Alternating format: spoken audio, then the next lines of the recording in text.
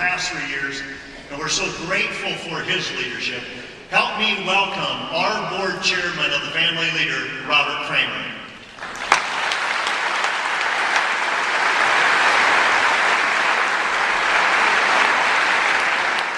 Good morning. Let me add my welcome. Thank you so much for being here.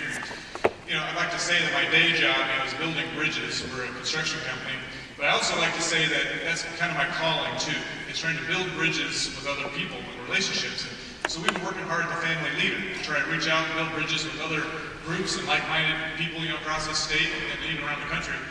And we've been building a bridge with the Branstad Reynolds administration. We feel like our calling at the Family Leader, whether a person's Republican or Democrat, our job is to hold up a biblical worldview Christian standard and then pass that on to all of our political leaders, whether they're Republican or Democrat or independent. And so we, at times we'll say, when we will call something out when we think that any politician is not, holding up to that standard, we want to talk to them about it. But what I feel like our calling is now is to start communication. And the fact that the governor and lieutenant governor here is a great symbol that that's going to work. And what I mean is that we need to start communicating so that we understand where they're coming from, they understand where we're coming from, and so we can work together for all things that we agree on. Our job also isn't to say thou shalt support this candidate or this candidate. We feel like our job is to represent you, and to represent these biblical values and just raise this standard. Well, I've got two examples of how this is working.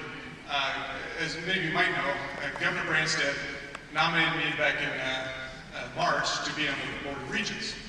And there were some people in the Senate who didn't agree with that. We had a little opposition from Senate Democrats. And so, and I'd like to stand up here and say a real rousing thing. So the bottom line was they decided that because I had belief in one man, one woman marriage, because I was pro-life, that maybe you could have those views, but you certainly couldn't be public like this and talk about them if you want to serve on the Board of Regents.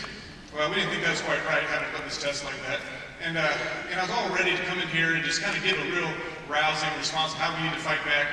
Well, then I made the mistake of going to the Casting Crowns concert the other night. I don't know if you made it. But I heard these words, Jesus, friend of sinners, the one who's writing in the sand, he made the righteous turn away and the stones fall from their hands.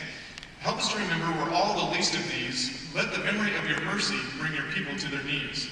Nobody knows what we're for, only what we're against when we judge the wounded.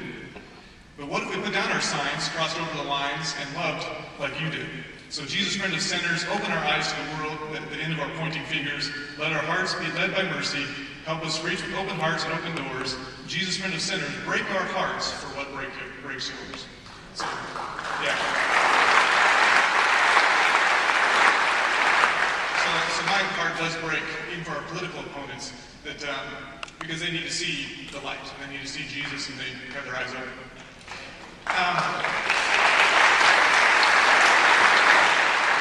During that whole process, though, Governor Branstad stood by me. He defended me.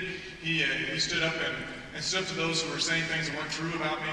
And so I really appreciate that, and I want to give him a round of applause for taking a stand for me.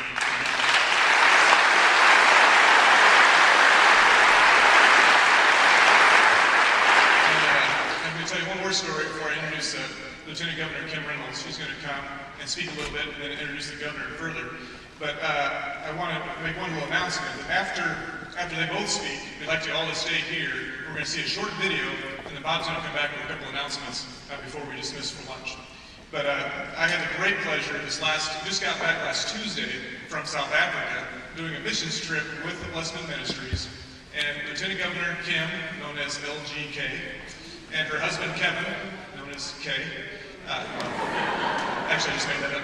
But they were just such a great part of the team. It was just so encouraging to see this group, about 19 of us.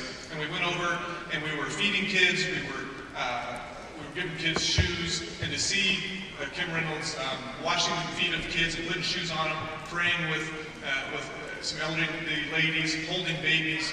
She just jumped in enthusiastically to serve God and to serve people. And so she just said really, she and her husband just really grown really close with our family. So I'd really appreciate it if you would give a big welcome to our Lieutenant Governor and my friend, Kim Reynolds.